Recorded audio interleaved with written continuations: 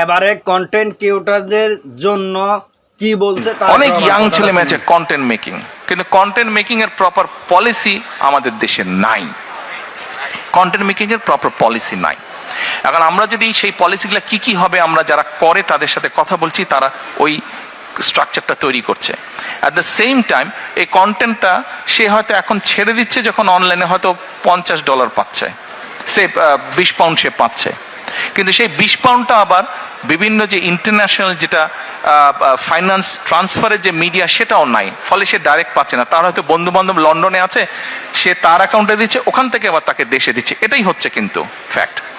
এখন আমরা যে গেটওয়ে আছে, বিভিন্ন ইন্টারন্যাশনাল মনিটারি গেটওয়ে আছে, এদের সাথে আমরা কথা বলছি যে ভাই আমাদেরকে এই ব্যবস্থাটার সময় অ্যাডভান্টেজ দেওয়া। ফলে হচ্ছে কি, যে কন্টেন্ট মেক করছে, যেই ছেলে মেয়েগুলা কন্টেন্ট মেক করছে, তারা কন্টেন্ট মেক করলে তাদের পেমেন্টটা যেমন ডাইরেক্টলি পাচ্ছে, পলিসি যখন স্টেট গভর্নমেন্ট যখন পলিসি তৈরি করবে, তখন হবে কি তার ইনকামটা বেড়ে যাবে।